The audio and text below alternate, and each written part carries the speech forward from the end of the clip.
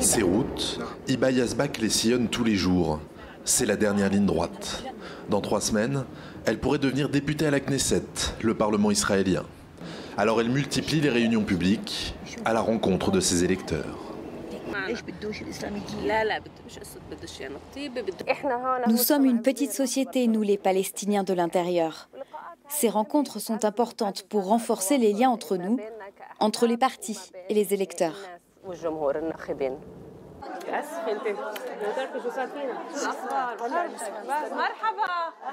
Palestinienne de l'intérieur, c'est ainsi que se définit Hiba. Elle est arabe, mais elle est aussi israélienne, comme toutes les femmes qu'elle rencontre ce matin.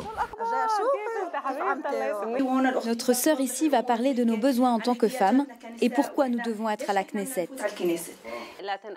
Pendant 1 heure, elle va défendre le travail des députés arabes, très minoritaires à la Knesset. Beaucoup de députés juifs dans les comités pensent qu'il y a une culture dans la société arabe qui n'encourage pas les femmes à travailler. Et c'est faux, bien sûr.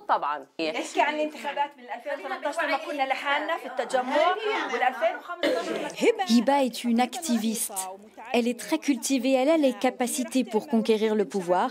Elle va représenter notre peuple, les femmes palestiniennes, et elle va gagner. J'ai beaucoup d'espoir en elle. On a besoin de quelqu'un qui nous représente en tant que minorité. Et les députés arabes, ce sont les seuls qui peuvent le faire. Dans le nord d'Israël, Nazareth, la plus grande ville arabe du pays. C'est ici qu'Hiba est née. Aujourd'hui, elle y mène sa campagne. Voilà Nazareth. Là-bas, c'est ma maison. Et là, l'école où j'étais, du primaire au lycée.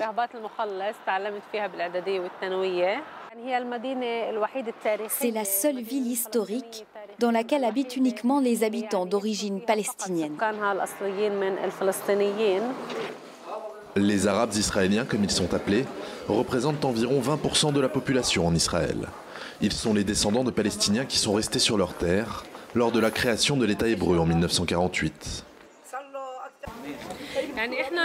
En tant que Palestiniens, on nous a imposé la nationalité israélienne depuis 1948.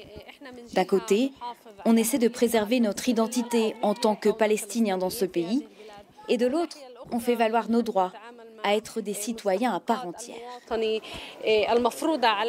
Des citoyens qui ont fait front commun afin de faire entendre leur voix.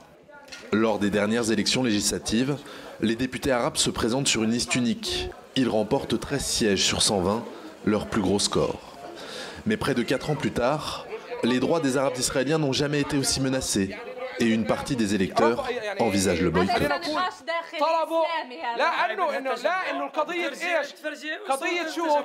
Tu n'as pas d'alternative.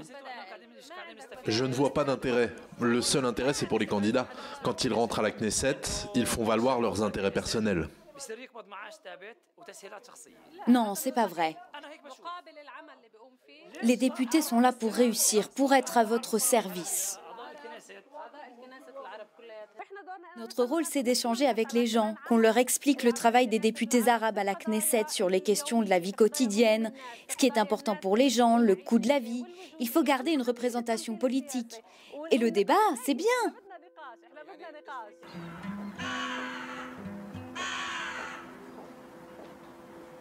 Pourtant, beaucoup d'Arabes israéliens ont perdu confiance. Leurs représentants apparaissent désunis. Pour cette élection, les partis arabes présentent 2 listes séparées. Les Arabes israéliens ont l'impression d'être exclus du débat. L'été dernier, le gouvernement de Benyamin Netanyahou fait voter une loi. Elle inscrit dans le marbre qu'Israël est l'État-nation du peuple juif. Alors que la campagne électorale bat son plein ces derniers jours, le chef du gouvernement a rappelé que les citoyens non juifs n'avaient pas le même statut à ses yeux. La commission électorale a même disqualifié la liste arabe israélienne, celle d'Hiba, accusée de soutenir le terrorisme par le gouvernement.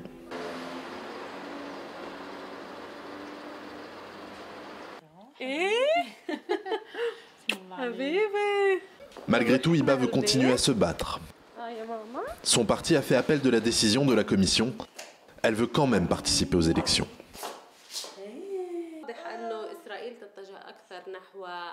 C'est clair qu'Israël penche de plus en plus vers la droite, vers une affirmation de son identité juive, vers un climat de plus en plus raciste contre les Palestiniens dans ce pays.